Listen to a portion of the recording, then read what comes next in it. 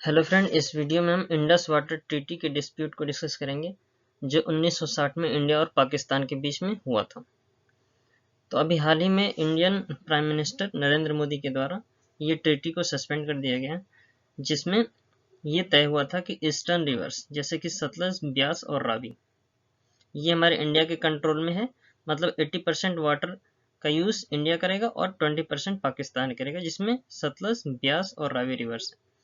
उसके अलावा western river जैसे कि इंडस, झेलम और चनाब, इसमें क्या था, ये पाकिस्तान के कंट्रोल में रहेगा, जिसमें 80% वाटर का यूज पाकिस्तान करेगा और 20% वाटर का यूज इंडिया करेगा। नॉर्थ इंडियन रिवर सिस्टम में इंडस एक सबसे बड़ी रिवर सिस्टम है, बेसिकली जो बहुत सारे नदियों का एक ग्रुप है और बहुत सारे इसके ट्रिब्यूटरीज हैं। तो उसमें सबसे बड़ी जो रिवर होती है उसे हम रिवर सिस्टम एक तरीके से वो फॉर्म करती है, जिसमें इंडस रिवर है। इसके अलावा जैसे गंगा रिवर सिस्टम हो गया, ब्रह्मपुत्र रिवर सिस्टम, तो मेजरली 3 रिवर सिस्टम ऐसी बड़ी नदियां हैं जो रिवर सिस्टम का निर्माण करते हैं, जो नॉर्थ इंडियन रिवर्स है।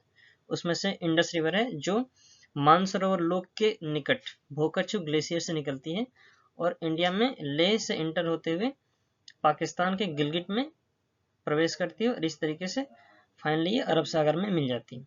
तो इंडस रिवर की 5 नदियां जो मेजर रिवर्स है, जो हमारे इंडिया से भी फ्लो करती हैं, जिसमें झेलम, चेनाब, रावी, ब्यास, सतलज है। तो इंडस वाटर ट्रीटी इन्हीं पांचों और इंडस को इंक्लूड करेंगे तो 6 नदियां हो जाएंगी। मतलब 6 नदियों का एक ऐसा डिस्प्यूट है जो इंडिया और पाकिस्तान के बीच में है, जिसे हम इंडस वाटर ट्रीटी के नाम से जानते हैं।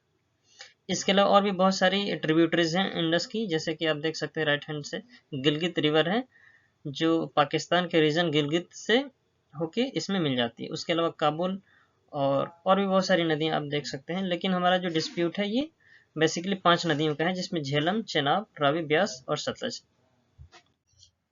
इंडस रिवर और इसकी ट्रिब्यूटरीज के बैंक के निकट कुछ मोस्ट इंपॉर्टेंट सिटीज हैं। जैसे कि इंडस रिवर की बात करें तो ये मानसरोवर लेक के भोकरचू ग्लेशियर से निकलती है और इंडिया में लेह डिस्ट्रिक्ट से एंटर होते हुए पाकिस्तान के गिलगित जो पीओके का इलाका है वहां से होते हुए फाइनली अरब सागर में जाके ड्रेन्स करती है। तो जो लेह सिटी है वो इंडस रिवर के किनारे स्थित है। वैसे झेलम रिवर जो कि बैरीनाग झील से निकलती है, इंडिया के बैरीनाग झील से, और इसके निकट श्रीनगर सिटी इसके बैंक या तट पे अवस्थित है। वैसे चेनाब रिवर पे जम्मू सिटी है और रावी और सतलज रिवर का भी उद्गम स्थल मानसरोवर लेक के निकट से ही होता है और ये इंडिया से होते हुए पाकिस्तान में एंटर करती है, जिसपे भाखड़ा नागल डैम भी स्थित है सतलज रिवर पे। इस रिवर सिस्टम में बेसिकली 5 रिवर्स हैं, जिसके कुछ प्राचीन नाम भी हैं जो काफ़ी इंपॉर्टेंट हमारे एग्जाम के पॉइंट ऑफ व्यू से यहाँ से भी क्वेश्चन बनता है। तो जैसे इंडस को बेसिकली हम इंदू रिवर पहले कहा गया, फिर बाद में चल के इसको सिंधु के नाम से जाना गया। फिर उसके अलावा झेलम की बात करें तो इसका प्राचीन नाम वितास्ता है, जो वेरीनाग झील से निकलती है, जो पीर पंजाल रेंज का ही एक पार्ट है। चेनाब रिवर का एंशिएंट नेम अस्किनी है, जो बारालाचा पास से निकलती है, ये जस्कार रेंज का एक पार्ट है। रावी रिवर एंशिएंट नेम परुशनी है, ये रोहतांग पास से निकलती है और हिमाचल प्रदेश के रोहतांग पास से ये इसका उद्गम होता है। फिर उसके बाद ब्यास रिवर है, जिसका ओल्ड नेम बिपाशा है, हिमाचल प्रदेश के कुल्लू हिल से इसका उद्गम होता है। और फाइनली लास्ट में सतलज रिवर, इसका प्राचीन नाम सतुद्री है, ये तिब्बत के राक्षस ताल या राकस ताल से ओरिजिनेट होती है और फाइनली ये इंडस रिवर में ये सारी की सारी नदियां मिल जाती हैं। तो ये सारी की सारी नदियां इंडस रिवर की ट्रिब्यूटरीज हैं। ठीक है, तो यहाँ से भी हमारे एग्जाम में क्वेश्चन बनता है, तो इसको ध्यान रखना है। इंडस वाटर ट्रीटी जो सितंबर 1960 में इंडिया और पाकिस्तान के बीच में साइन होता है, जिसमें इंडिया के प्राइम मिनिस्टर पंडित जवाहरलाल नेहरू और पाकिस्तान के प्रेसिडेंट अयूब खान थे। तो ये 6 रिवर के वाटर को डिस्प्यूट को सॉल्व करने के लिए था, जिसमें कि ब्यास, रावी, सतलज, इंडस, चेनाब और झेलम रिवर्स थे।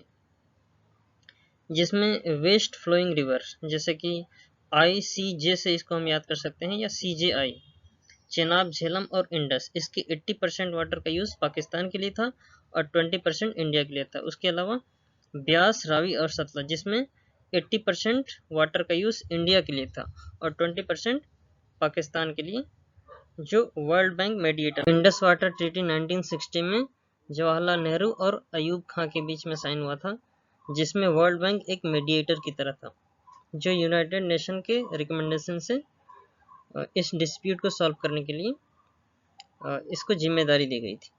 तो इंडिया और पाकिस्तान की बात करें तो हमें पता है कि इंडस, झेलम और चेनाब ICJ या ICJI से याद कर सकते हैं इसको। तो इसमें 80% वाटर का यूज़ पाकिस्तान के लिए और 20% इंडिया के लिए ये बताया गया इस ट्रीटी में। फिर उसके अलावा इंडिया और पाकिस्तान में 3 रिवर्स जैसे कि रावी, ब्यास और सतलज, तो इसमें 80% इंडिया के लिए और 20% पाकिस्तान के लिए वर्ल्ड बैंक के द्वारा ये तय किया गया था। 1951 में वर्ल्ड बैंक के प्रेसिडेंट यूगिन ब्लैक थे और 1952 से लेके 62 तक इंडिया के प्राइम मिनिस्टर पंडित जवाहरलाल नेहरू थे। 1960 में जब ये ट्रीटी साइन होता है तो उस समय पाकिस्तान के प्रेसिडेंट अयूब खान थे और 1951 में ये मामला आया था। तब पाकिस्तान ने इस मैटर को यूनाइटेड नेशन में पेश किया था और ऐसा क्लेम किया था कि इंडिया जो है इन रिवर्स की वाटर की सप्लाई को कट कर रहा है। ठीक है, तो इसको देखते हुए ये मामला यूनाइटेड नेशन में पहुंचा और UN के रिकमेंडेशन से ये जिम्मेदारी वर्ल्ड बैंक को दी जाती है। फिर फाइनली 1954 में ये एग्रीमेंट होता है वर्ल्ड बैंक के द्वारा और इवेंचुअली ये सितंबर 1960 में ये कम्प्लीटली साइन हो जाता है इंडिया और पाकिस्तान के बीच, जिसमें वर्ल्ड बैंक एक मीडिएटर की तरह था। इंडिया के कुछ मोस्ट इम्पोर्टेंट प्रोजेक्ट हैं जो कि चेनाब रिवर पे हैं, जैसे कि सलाल डैम प्रोजेक्ट है, बगलिहार हाइड्रो पावर प्रोजेक्ट है, पकाल डोल प्रोजेक्ट, लोअर कलनाई प्रोजेक्ट और फाइनली लास्ट में ये कीरू प्रोजेक्ट है जो कि चेनाब रिवर पे है। तो पाकिस्तान ऑब्जेक्ट करता है इन प्रोजेक्ट पे, जैसे कि किशन गंगा झेलम रिवर पे है। ठीक है, तो इस वजह से ये डिस्प्यूट है। ये मेरे 2 यूट्यूब चैनल है, मैथमेटिक एस्ट्रोनॉमी वर्ल्ड करके है और दूसरा फाइनेंशियल IT वर्ल्ड करके। इसमें